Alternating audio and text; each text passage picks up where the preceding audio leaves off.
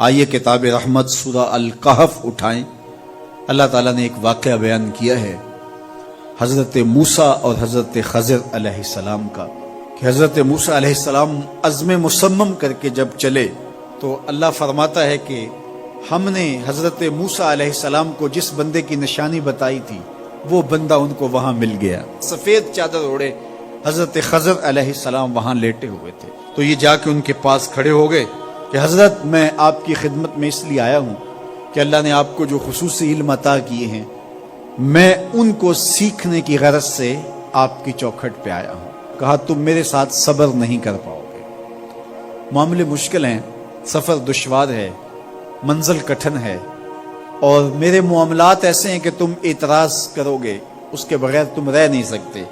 حضرت موسیٰ علیہ السلام نے کہا اگر اللہ نے چاہا تو آپ دیکھیں گے میں صبر کروں گا اور آپ کے کسی حکم کی کسی کام کی میں نافرمانی نہیں کروں گا، کسی کام کا انکار نہیں کروں گا۔ کہا کہ اچھا شرط یہ ہے کہ جو میں کروں اس پر تم اعتراض نہیں کرو گے، سوال نہیں کرو گے، یہاں تک کہ میں خود ہی نہ بتاؤں۔ تو کہا کہ یہ شرط ٹھہری، میں کوئی بات نہیں کروں گا۔ فانطلقا، دونوں چل پڑے، دریا کے پار جانا تھا۔ جو کشتی کا مالک تھا، کشتی بان تھا، وہ حضرت خضر علیہ السلام کو جانتا تھا تو اس نے کرایہ بھی نہیں لیا، لیکن جب کشتی پر سوار ہوئے تو عصا مار کے حضرت خضر علیہ السلام نے کشتی کا ایک پھٹا توڑ دیا۔ تو بے ساختہ حضرت موسیٰ علیہ السلام نے کہا آپ نے پھٹا توڑ دیا، یہ سارے ڈوب جائیں؟ کہا میں نے کہا تھا نا تم میرے کاموں پہ صبر نہیں کر پاؤ گے۔ تو حضرت موسیٰ کو یاد آیا، کہا میں بھول گیا تھا، اس پر مواخذہ نہ کیجیے۔ پھر دونوں چل پڑے، بچے کھیل رہے تھے، ایک خوبصورت لڑکا وہ بھی بچوں میں کھیل رہا تھا۔ حضرت خضر آگے بڑھے اور اس کی گردن مروڑ دی، اس کو قتل کر دیا۔ صاحب شریعت تھے حضرت موسیٰ علیہ السلام، نہ رہ سکے، پھر بول پڑے ایک جان کو بغیر کسی جان کے بدلے میں قتل کر دیا، اس نے گوایا کیا تھا ہمارا؟ آپ نے بہت ہی جو ہے وہ غلط کام کیا، یہ کام اچھا نہیں کیا آپ نے۔ کہا میں نے کہا نہیں تھا کہ تم میرے ساتھ صبر نہیں کر پاؤ گے۔ کہا ایک موقع اور دے دیجئے، اب اگر میں نے کوئی اعتراض اٹھایا تو پھر دوبارہ مجھے آپ اپنی صحبت میں نہ رکھیے، عذر تمام ہو جائے گا۔ پھر دونوں چل پڑے، یہاں تک کہ ایک بستی میں دونوں آئے تو آپ نے بستی والوں سے کہا کہ ہم مہمان ہیں، آپ ہماری مہمان نوازی کیجیے، کھانا کھلائیے۔ تو انہوں نے انکار کر دیا، کہا کہ ہم تو آپ کو بلایا نہیں ہے، آپ خود آئے ہیں، آپ اپنے کھانے کا خود انتظام کیجیے۔ گزر رہے تھے گلی سے تو ایک دیوار گرنا چاہ رہی تھی، تو جلدی سے اس دیوار کو مرمت کر دیا۔ کہا حضرت ہم اگر چاہتے تو اس پہ اجر لے سکتے تھے، انہوں نے ہمیں کھانا تک نہیں دیا اور ہم ان کی دیواریں سیدھی کر رہے ہیں۔ کہا اب تمہاری میری جدائی ہو گئی، تم نے یہ بھی اعتراض کر دیا۔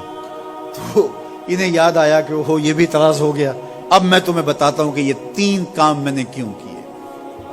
اللہ اکبر۔ اب سنیے، قرآن ہمیں بتاتا ہے کہ ظاہری علم بھی ہوتا ہے لیکن کوئی باطنی علم بھی ہوتا ہے۔ کہا وہ پہلی بات کشتی والی سنو، یہ 2 مسکین بچوں کی کشتی تھی، ان کے گھر کا چولہا اس کی کمائی سے جلتا تھا۔ دریا کنارے کنارے ایک ظالم بادشاہ رہا تھا جو لوگوں کی کشتیاں چھین رہا تھا، ہم نے تھوڑا سا عیب لگا دیا، وہ ٹوٹی کشتی چھوڑ کے چلا گیا۔